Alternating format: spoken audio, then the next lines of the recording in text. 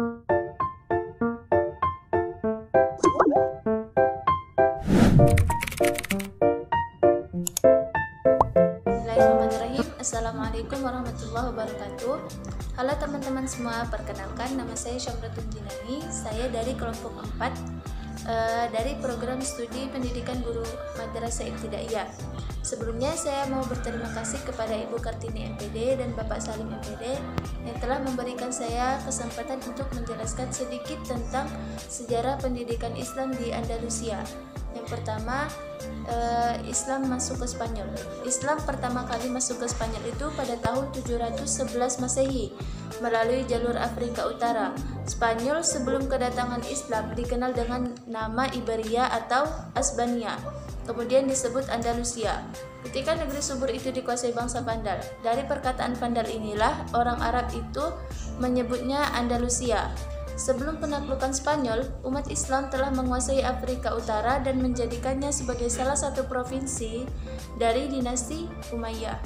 Penguasaan sepenuhnya atas Afrika Utara itu terjadi di zaman Khalifah Abdul Malik pada tahun 685 sampai dengan 705 Masehi. Khalifah Abdul Al-Malik mengangkat Hasan ibnu Numan Al-Ghassani menjadi gubernur di daerah itu. Pada masa Khalifah Al-Walid, Hasan ibnu Numan sudah digantikan oleh Musa ibnu Nusair. Di zaman Al-Walid itu, Musa ibnu Nusair memperluas wilayah kekuasaannya dengan menduduki Aljazair dan Maroko. Selain itu, ia juga menyempurnakan penaklukan ke daerah-daerah bekas kekuasaan bangsa barbar di pegunungan-pegunungan sehingga mereka menyatakan setia dan berjanji tidak akan membuat kekacauan-kekacauan seperti yang pernah mereka lakukan sebelum-sebelumnya. Daulah Umayyah di Spanyol terdapat banyak khalifah. Namun di sini saya hanya akan membahas 3 khalifah, yaitu Munzir, Abdullah dan juga Muhammad II. Yang pertama yaitu Munzir. Munzir menggantikan ayahnya naik tahta di Cordova. Beliau mampu menumpas banyak pemberontakan ketika ayahnya memerintah. Tetapi belum lagi beliau dapat menumpas pemberontakan semasa pemerintahannya. Beliau meninggal dunia setelah memerintah hanya 2 tahun karena diracuni oleh dokternya atas desakan saudaranya sendiri, yaitu Abdullah. Sekiranya beliau hidup lebih lama, tidak diragukan lagi bahwa beliau berhasil memulihkan keamanan dan ketertiban secara sempurna dalam pemerintahannya. Setelah wafatnya Munzir, Abdullah menggantikan saudaranya Munzir naik tahta pada waktu yang sangat kritis. Andalusia penuh dengan gangguan dan pemberontakan, bahkan hanya oleh orang Spanyol asli tetapi juga oleh bangsawan Arab. Pemberontakan pecah di setiap bagian kerajaan, sementara Abdullah, seorang raja yang lemah, gagal menguasai keadaan. Walaupun beliau memerintah selama 25 tahun, tetapi penuh dengan gangguan dan juga pemberontakan, dan beliau meninggal dunia pada tahun 912 Masehi. Kemudian lanjut kepada khalifah ketiga yaitu Muhammad II. Pada akhir pemerintahan Hisham II, Muhammad II atau Hajib Al-Mansur Billah telah diangkat menjadi hakim agung. Pada saat itulah beliau mengambil alih seluruh kekuasaan dan menempatkan khalifah di bawah pengaruhnya dan memaklumkan dirinya sebagai Hajib Al-Mansur Billah. Kesetiaan tentara pun beralih kepada Al-Mansur. Meskipun mereka dibayar dengan uang negara, tetapi mereka tidak menganggap diri mereka pelayan-pelayan negara, tetapi pelayan Mansur sendiri. Dia tetap memperhatikan kedisiplinan dan kesejahteraan para prajurit, yang membuatnya menjadi pujaan mereka. Dengan pasukan tentara yang benar-benar baik telah memberikan kepada Spanyol kekuatan yang belum pernah ada sebelumnya, termasuk pada masa Abdurrahman III sekalipun. Nah, Muhammad II atau Al-Mansur adalah penguasa Spanyol yang paling istimewa setelah Abdurrahman III. Beliau adalah seorang prajurit dan negarawan terbesar di Eropa pada abad ke-10. Kekuasaan beliau begitu ditakuti sehingga tidak ada yang berani melakukan pemberontakan yang dapat mengganggu ketenteraman negeri. Jalan-jalan dibangun, pedagang dikembangkan, dan pertanian diperbaiki yang membuat kemakmuran rakyat menjadi meningkat. Al-Mansur, penyokong ilmu pengetahuan, kesenian, dan kebudayaan. Beliau mendorong bagi setiap pengembang cabang ilmu pengetahuan. Istananya ramai dikunjungi para pujangga dan cendekiawan. Bahkan, beliau adalah seorang penyair yang telah menciptakan karya penting tentang kesusastraan Arab. Setelah memerintah selama 26 tahun, Hajib Al-Mansur meninggal dunia pada tahun 1010 Masehi. Bersamaan dengan itu, berakhir pula gelar khalifah dalam pemerintahan Islam di Spanyol. Kemudian kita masuk kepada pembahasan perkembangan dan ilmu pengetahuan.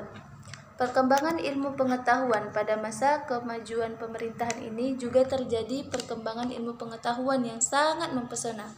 Karena Spanyol adalah negeri yang subur. Kesuburannya mendatangkan kemajuan ekonomi. Kemajuan ekonomi menghasilkan banyak pemikir. Masyarakat majemuk terdiri dari orang Arab, utara maupun selatan, orang barbar dari Afrika Utara, kemudian Al-Muwalladun, orang Spanyol yang masuk Islam, orang Spanyol yang masih Kristen dan Yahudi.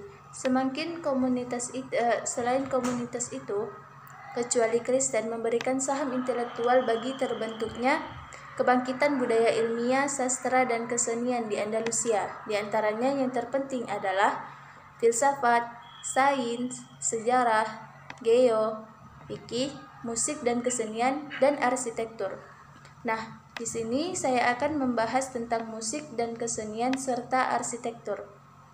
Baik, kita masuk kepada pembahasan musik dan kesenian.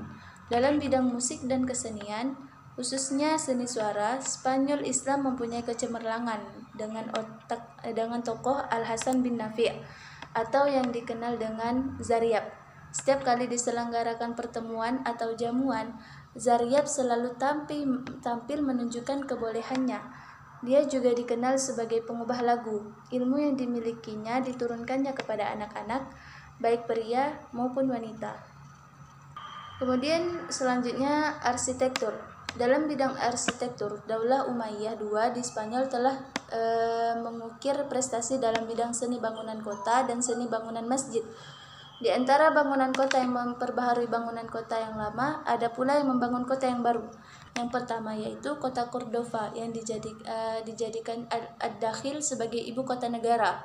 Dia membangun kembali kota ini dengan memperindahnya, serta membangun benteng di sekitarnya dan di istananya. Supaya kota ini mendapatkan air bersih, digalinya danau dari pegunungan air. Danau itu dialirkan selain melalui pipa-pipa ke istananya dan rumah-rumah penduduk, juga ia mengalirkannya melalui parit-parit, dialirkan ke kolam-kolam dan lahan-lahan pertanian. Setelah kita mengetahui tentang ilmu pengembangan dan juga pengetahuan, kemudian kita masuk kepada masa kemunduran. Masa kemunduran pemerintahan dan faktor-faktornya pada periode keempat adalah masa kemunduran Islam di Spanyol dengan munculnya muluk at-tawaif atau negara-negara kecil di daerah provinsi yang terbebas dari pemerintah pusat. Hijab Al-Mansur digantikan oleh anaknya, Abdul Malik. Dia mengikuti langkah-langkah ayahnya dalam pengelolaan negara. Dalam masa pemerintahannya, Spanyol Muslim tetap merupakan negeri yang makmur. Suku-suku Kristen yang mencoba melakukan pemberontakan berhasil ditumpasnya dan terus memerintah dengan tangan besi. Dia masih dapat mempertahankan keunggulan pemerintahan ayahnya. Tapi sayangnya dia hanya memerintah selama 6 bulan karena diracun oleh orang dan meninggal dunia pada tahun 1008 Masehi. Malapetaka kehancuran Daulah Umayyah di Spanyol mulai melanda istana ketika terjadi kemelut perebutan kekuasaan sepeninggal Abdul Malik yang digantikan oleh saudaranya Abdurrahman. Karena dia tidak memiliki kemampuan seperti ayah atau saudaranya. Ditambah lagi dengan kebejatan moralnya yang menyolok, sehingga dia tidak disukai rakyat. Maka orang-orang Cordova memaksanya turun dan digantikan oleh Muhammad bin Abdul Jabbar bin Abdurrahman III.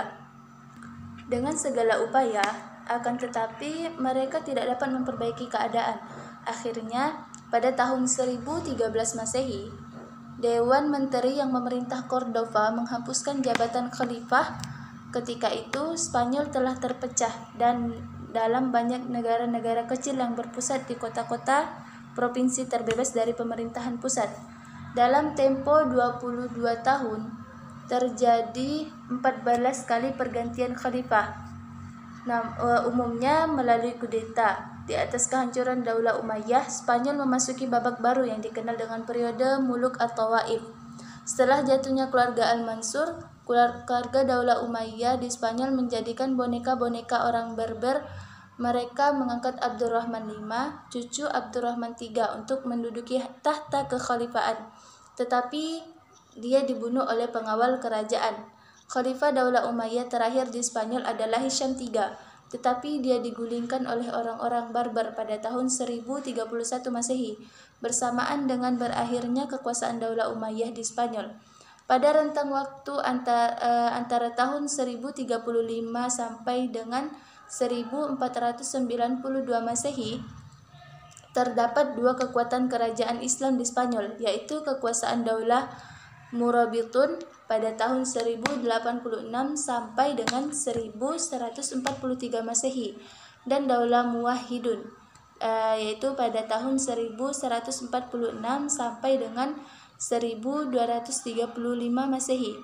Tetapi dua kerajaan Islam itu tidak dapat menyatukan kekuatan Islam Spanyol. Bahkan pada tahun 1143 Masehi, kekuasaan Daulah Murabitun berakhir di Spanyol dan digantikan Daulah Muwahhidun. Akan tetapi pada tahun 1212 Masehi, tentara Kristen dapat mengalahkan dinasti Muwahhidun, menyebabkan mereka memilih meninggalkan Spanyol kembali ke Afrika Utara.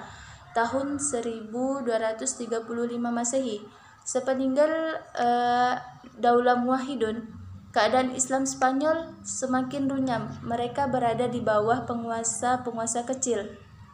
Dalam kondisi seperti itu, umat Islam tidak dapat bertahan dari serangan-serangan Kristen yang semakin besar. Pada tahun 1238 Masehi, Cordova jatuh ke tangan penguasa Kristen dan Seville jatuh tahun 1248 Masehi. Berarti seluruh Spanyol kecuali Granada telah lepas dari kekuasaan Islam. Kekuasaan Islam hanya tinggal di daerah Granada di bawah Daulah Bani Ahmar pada tahun 1232 sampai dengan 1492 Masehi. Pada masa ini, peradaban Islam kembali mengalami kemajuan seperti pada masa kejayaan Abdurrahman III.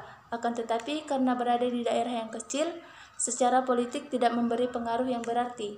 Abu Abdullah, penguasa terakhir Daulah Bani Ahmar, tidak mampu menahan serangan-serangan orang Kristen dan pada akhirnya menyerah mengaku kalah.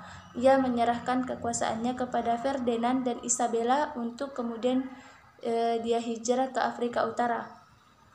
Dengan demikian, berakhirlah kekuasaan Islam Spanyol pada tahun 1492 Masehi. Nasib umat Islam setelah itu dihadapkan kepada dua pilihan, yaitu yang pertama masuk agama Kristen atau pergi meninggalkan Spanyol. Nah, teman-teman, dari sini dapat kita simpulkan bahwasanya faktor-faktor penyebab kemundurannya kehancurannya Islam di Spanyol itu yaitu konflik sesama Muslim, perpecahan politik pada masa Muluk at-Tawaif menjadi penyebab mundurnya pemerintahan Islam di Spanyol, walaupun tidak 100% itu menjadi penyebab mundurnya peradaban Islam di Spanyol. Kemudian yang kedua dapat kita simak tadi yaitu konflik dengan Kristen. Sangat disayangkan sekali para penguasa dan penakluk Muslim ke Spanyol dahulu tidak melakukan Islamisasi secara sempurna. Penguasa Islam Spanyol membiarkan Kristen taklukannya mempertahankan hukum dan adat istiadat mereka, asalkan tidak ada perlawanan bersenjata. Padahal kehadiran Islam di Spanyol memperkuat rasa kebangsaan orang-orang Kristen Spanyol. Akibatnya, kehidupan negara Islam di Spanyol tidak pernah berhenti dari pertentangan dan perlawanan antara Islam dengan Kristen. Baik, teman-teman, mungkin hanya itu saja yang dapat saya sampaikan. Kurang lebihnya saya mohon maaf apabila terdapat kesalahan. Itu datangnya dari saya pribadi. Apabila ada yang benar itu datangnya dari Allah. Cuman itu dari saya. Terima kasih. Assalamualaikum warahmatullahi wabarakatuh. Waalaikumsalam.